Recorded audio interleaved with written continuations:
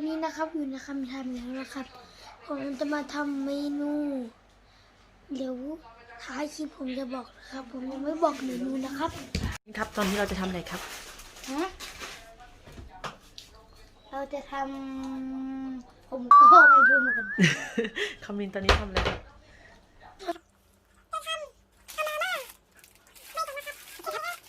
คำมินกำลังจะพยายามจะผมจะแกะมาม่านะ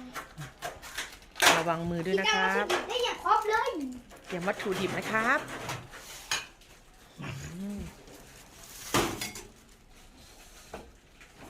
ตอนนี้ขาดอะไรคินมีหมูสับและขาดอะไรมีหมูสับนะครับแล้วก็ขาดกระเทียมนะครับกระเทียมอ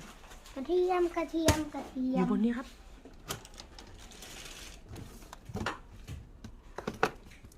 ก็ออกมาเลยครับ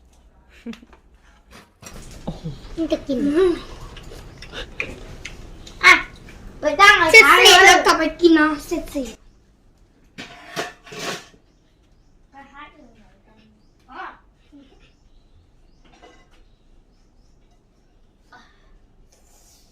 จะได้ทำอาหารเป็นครั้งแรกดีใจจุ๊บเบอร์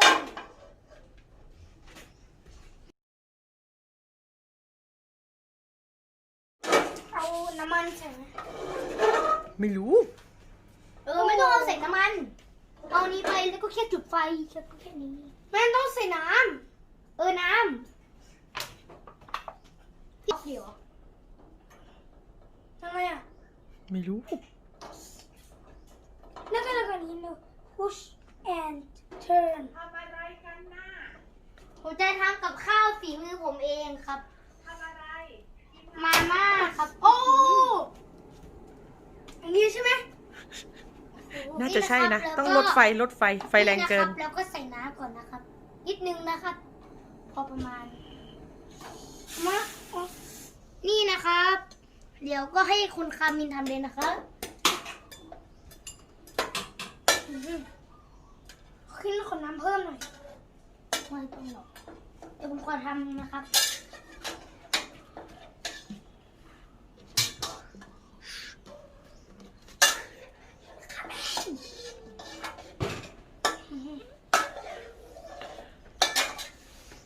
ระหว่างที่เขาทำผมทำหมูสับก่อนเลยดีกว่า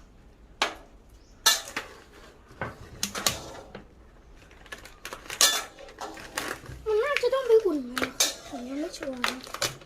ลองมาก่อนอะไรเนี่ยมาเขาทำให้มันแตกเลยใช่ไหมครับ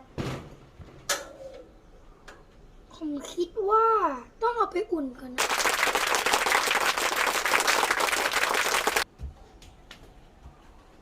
เราสักแป๊บเดียวครับ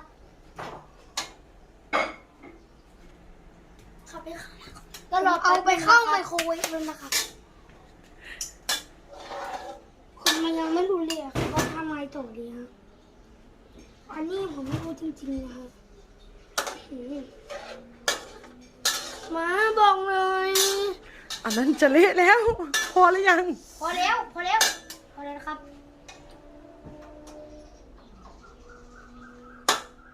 แล้วก็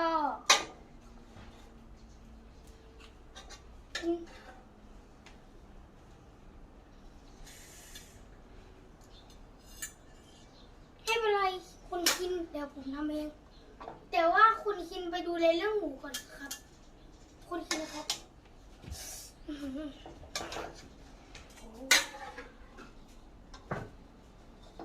ระวังมือโดนขอบกระทะนะลูก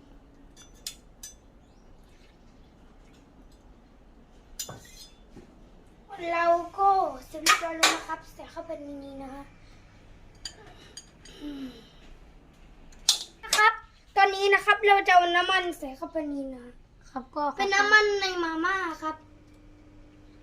อาจจะมีบางรสนะครับเดี๋ยวเก็บเองก็ได้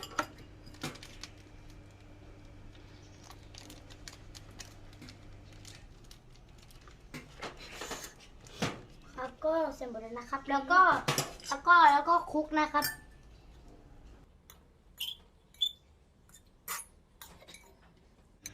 ส่วนหมูนะครับระหว่างที่เขาคลุกผมจะทำหมูเลยนะครับจะได้ไม่ต้องเสียเวลาครับ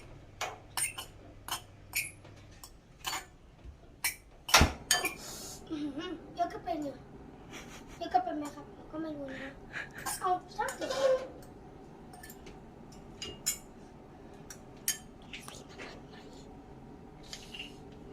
นี่นะครับคุณอาคิวเขากำลังทำอยู่นะครับผมยังเด็กตอนนี้แม่ผมไม่ได้ช่วยอะไรเลยนะครับเอาจริงๆนะครับแล้วก็รอให้มันสุกก่อนนะครับ เรากินแบบไม่สุกไม่ได้นะครับแล้วผมชิมก่อนนะครับอร่อยไหม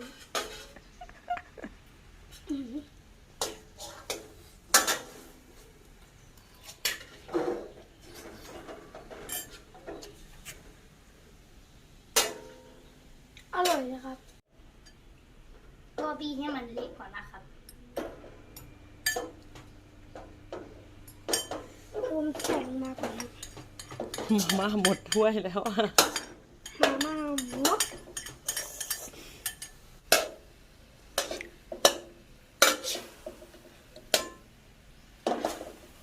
เป็นไงมั่งลูก ก็ โอ้กระจายแล้ว ครับแล้วก็ ก็ต้องทำให้มันสุกทั้งหมดนะครับเดี๋ยวก็รอแป๊บนึงนะครับ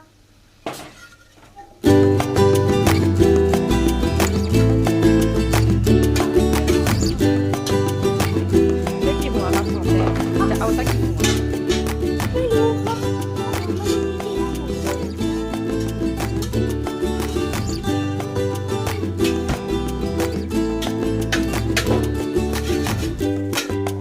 มอย่ายอมแพ้อย่ายอมแพ้ครับ การแกะหัวของเรา การแกะหอมของเรา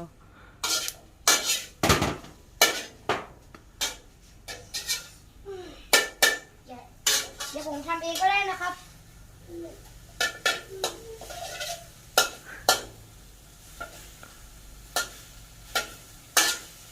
สุกเรียงเหรอครับ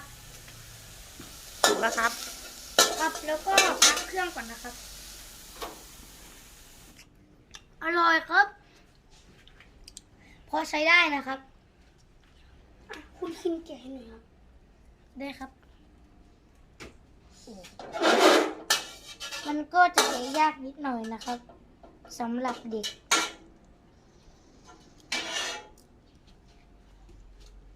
นี่ผมก็ทำเองทั้งหมดนะครับ กับคามินนะครับ ก็ไม่ได้มีใครมาช่วยเลยครับ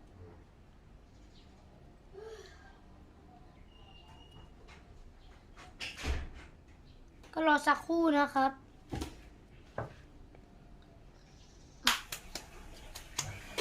no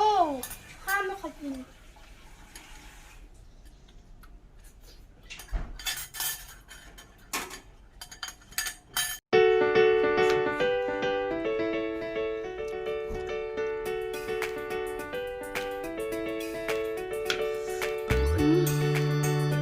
นะครับอันนี้ที่ทำเอง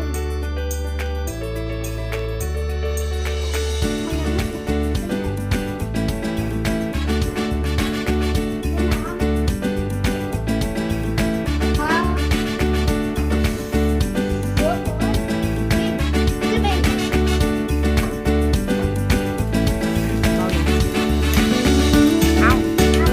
ขัดเจ้าสิไม่นะ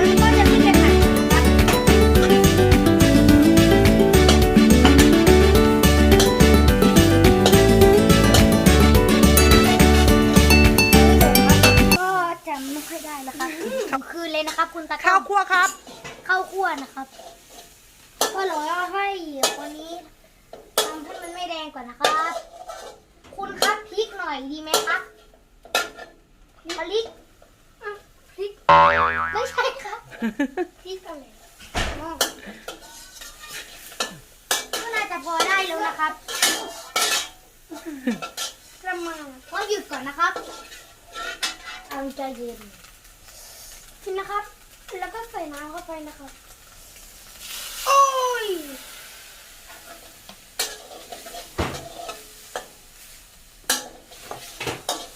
มีอะไรใส่เข้ามาเลยมะนาวใส่เข้ามาเลย ครับ เราก็จะใส่นี่ก่อนนะครับ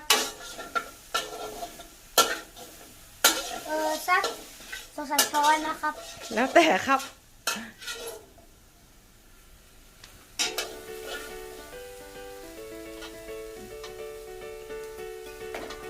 ก็คนให้เข้ากันเลยครับ ก็หยุดก่อนนะครับ แล้วเราก็จะใส่ซีอิ๊ว น้ำปลา น้ำปลาครับ ลองมือนะครับ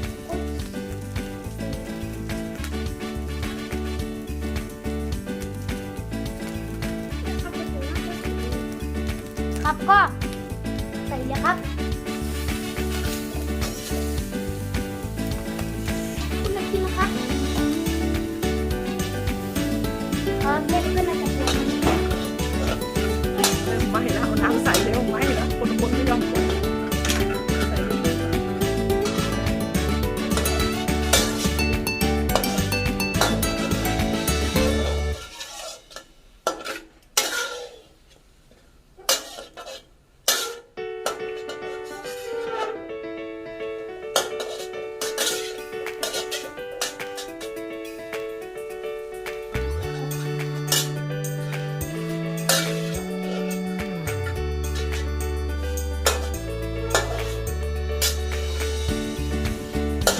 เปรี้ยวไปไหมลูกเปรี้ยวไปไหม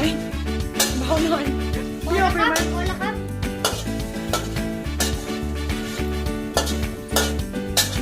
เฮ้ย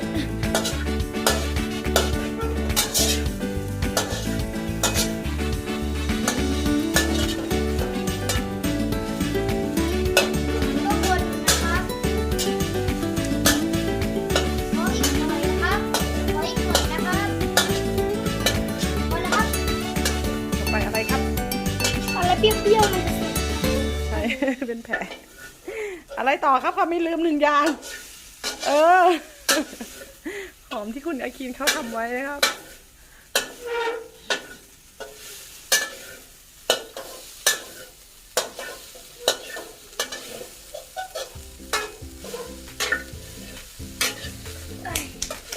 เดี๋ยวเอาพริกนิดนึงนะครับ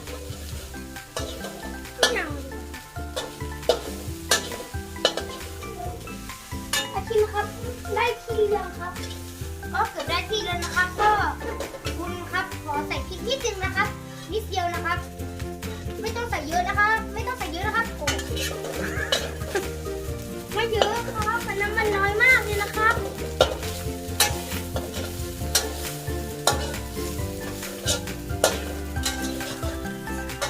ปวดหัวแล้วนี่ พอแล้วครับ มาว่าอ่ะชิมครับ ก่อนเลยนะครับเรา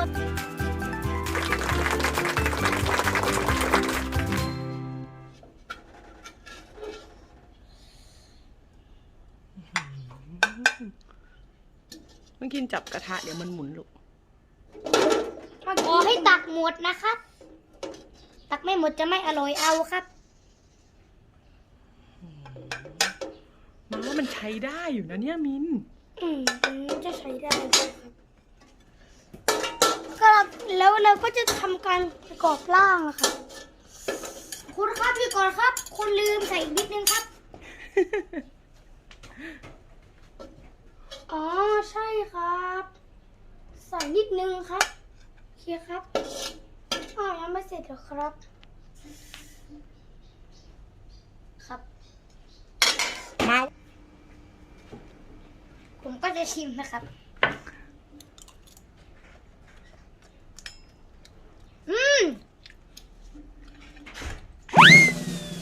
ใช้ได้เลยครับ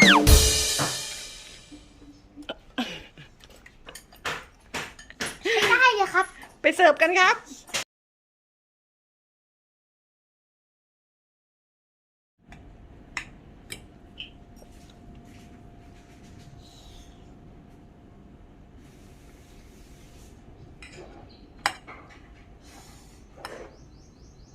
ก็น่าจะพอแล้วนะครับ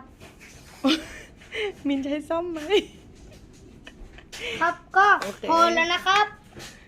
เสร็จ นี่ แล้ ก็เป็นเมนูของเรา ว นะครับชวิงเดี๋ยวผมใส่คิดว่าใส่นิดนึงน่าจะคุณครับคุณใส่มาม่าเยอะเกินไปนะ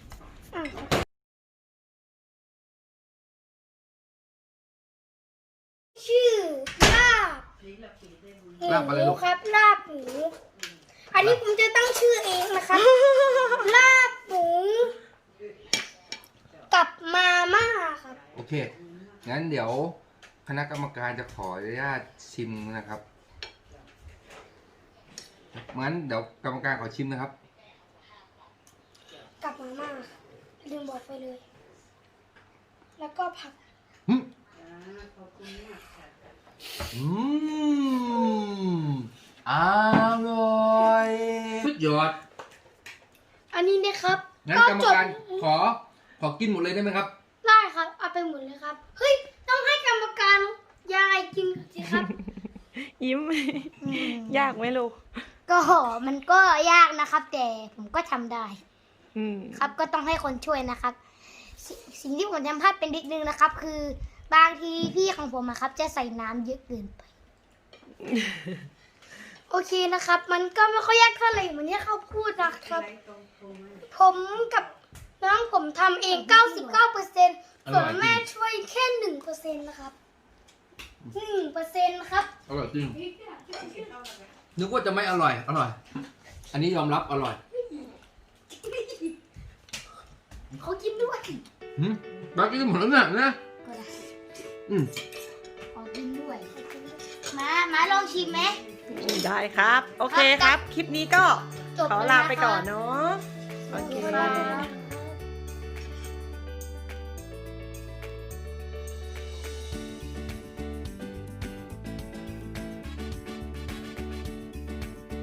ะครับ แต่มันเผ็ดแซ่บนิดนึงนะ อืมแล้วกินอ่ะ ครับมันก็อร่อยนะครับ แต่มันจะเผ็ดไปนิดนึงครับ เพราะว่าคนเนี้ยครับใส่พริกเยอะ ชิมดิ